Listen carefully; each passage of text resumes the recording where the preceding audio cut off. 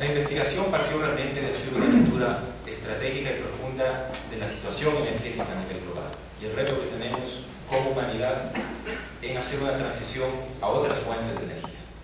Después de eso, haciendo esta lectura, nos preguntamos cuál es la situación, cuáles son las políticas de matriz energética y la política energética en Ecuador, para posteriormente aterrizar la reflexión, dar algunas recomendaciones y finalmente preguntarnos ¿es factible diversificar más nuestra matriz con otras fuentes de energía alternativas a las que tradicionalmente hemos utilizado? Son los 4 momentos de la investigación y los 4 momentos que veremos en esta exposición. Este gráfico resume muchas cosas y realmente nos cuenta detrás la historia que tenemos en común como humanidad. El Ecuador ha aportado una parte de ello. ¿Qué nos dice este gráfico resumidamente? Nos cuenta la historia del consumo energético. Si ustedes pueden ver, prácticamente este consumo energético fue creciente hasta el periodo anterior a la posguerra, hasta 1950.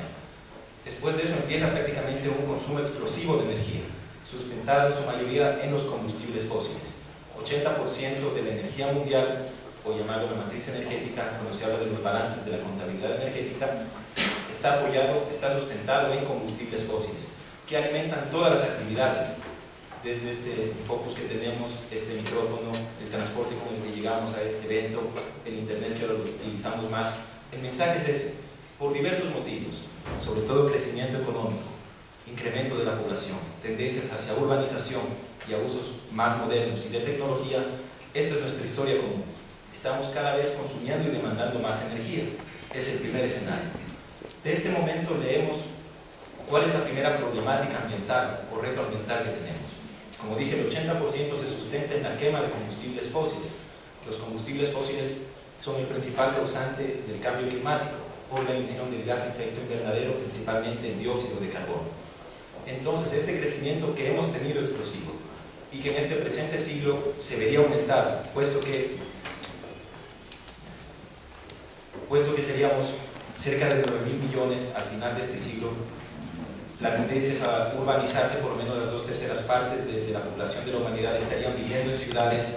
Cada vez tenemos mayores presiones y consumos en transporte.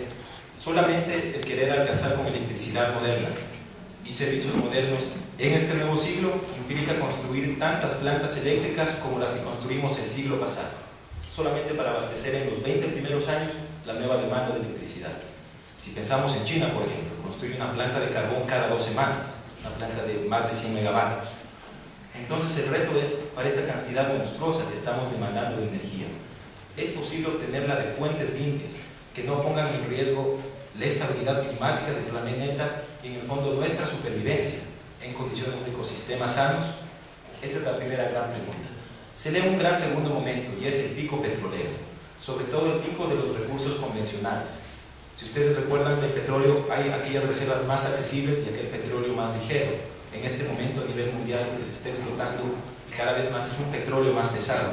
Mucho de eso incluso similar a operaciones de minería con las arenas petroleras de Canadá e incluso de Venezuela y también en Medio Oriente. Teniendo este pico petrolero que trae mayores precios del petróleo, pone un incentivo a desarrollar nuevas fuentes de energía alternativa, por un lado. Y para países exportadores como Ecuador también pone un incentivo para continuar exportando más crudo. Entonces, a nivel global podemos ver este reto como mayores precios, mayor desarrollo tecnológico que han abaratado el costo de las energías renovables y estas pueden empezar a competir y a sustituir al petróleo. Y un tercer factor es la seguridad energética y un discurso movido tanto por geopolítica como por razones estratégicas y técnicas de tener energía, de tener mayor disponibilidad y accesibilidad a fuentes de energía locales. Estos 3 factores es la primera lectura estratégica de la investigación.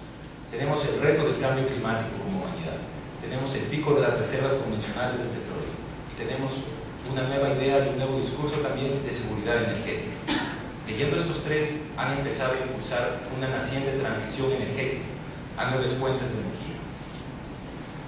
Y esta transición se concreta mucho más en la lectura en un último informe del año anterior del Panel Intergubernamental del Cambio Climático, el cual en uno de los estudios más grandes de esfuerzos transdisciplinario lanza una visión distinta. En este momento 80% de la matriz, como les comentaba, son combustibles fósiles. Ellos dicen a 2050 podemos tener hasta 77% de nuestras fuentes de energía basadas en energías renovables. lanzan completamente otra visión. Y lo curioso es que esta visión también se empieza a complementar, si no bien con estos indicadores, con una de las mayores autoridades de energía a nivel mundial. En el último informe de perspectivas mundiales de energía de la Agencia Internacional de Energía el anterior año, lanza nuevamente un mensaje de que tenemos 5 años para poder evitar un cambio climático irreversible y para poder desarrollar y difundir mucho más las tecnologías alternativas. Entonces empiezan a haber algunos discursos y algunos mensajes. En esta lectura, la investigación se preguntó qué significa esto para la matriz y política energética de Ecuador. Entonces el segundo momento fue analizar nuestra matriz energética. Resumidamente, al igual que en el mundo, nuestra matriz energética es 81% de la energía que consumimos se sustenta en petróleo y derivados. La hidroelectricidad es un 10%, la biomasa es 6%, el gas natural 4% y renovables diferentes de hidroelectricidad son menos del 1%. Ecuador como tal, en la década de 80 a 2000, en el periodo desde el año 1985 a 2008, tuvo la mayor tasa de crecimiento total de demanda de energía de los países andinos, e incluso por encima de las economías mayores del continente sudamericano, como son Brasil y Argentina. Una primera característica es una fuerte demanda de energía de Ecuador, y una demanda que sobre todo tiene una particularidad fuerte en el sector transporte. En todos los países andinos, en promedio, el transporte es un 35% del consumo de energía. En nuestro país es más de la mitad, es más del 50%. Nosotros argumentamos, además de ello, hay otro factor que es la eficiencia energética, la cantidad de energía que utilizamos para producir una unidad de Producto Interno Bruto o producción de valor agregado. En Ecuador este indicador es el más alto de todos los países andinos, y si nos comparamos con nuestros vecinos, Perú y Colombia, que no tienen subsidios a combustibles, a derivados de petróleo, nuestra tendencia de eficiencia energética es cada vez más ineficiente, mientras que la de ellos es a decrecer este indicador. Entonces, una característica esencial de esta matriz y de la política es la presencia de estos subsidios energéticos, que llevan a un consumo alto de energía y a un consumo ineficiente. Dentro de la política energética tenemos que está claramente delineado en la parte de electrificación. Recordemos, electricidad es entre un 10 y 15% de la matriz, no es la mayoría de nuestro consumo energético, la mayoría está en el sector transporte. Pero en este sector tenemos los lineamientos y los planes más claros y específicos delineados por el gobierno, apuntando a un cambio de matriz esencialmente basado en hidroeléctricas. El Plan Maestro de Electrificación a 2020, el 86% de la expansión planificada en este plan sería basada en hidroeléctricas, de las cuales las 2/3 partes están en el régimen amazónico.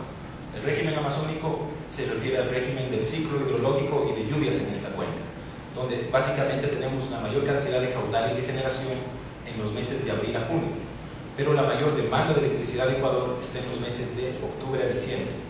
Por lo tanto, extender la mayoría de hidroeléctricas en este régimen tendría en cierto punto una vulnerabilidad de concentrarnos tan solo en este régimen y en los meses de mayor demanda, los meses de octubre a diciembre, no tener un complemento o un backup de energía.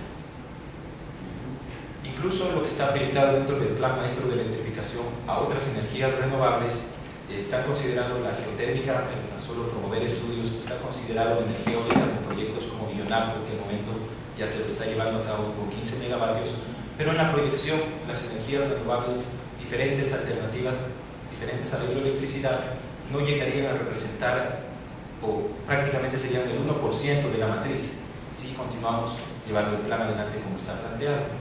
Y esto un poco no alcanzaría a cubrir la meta del Plan del Buen Vivir 4.33, específicamente promulga alcanzar por lo menos 6% de energías alternativas, entendidas como diferentes de la hidroelectricidad, dentro de la matriz al 2013.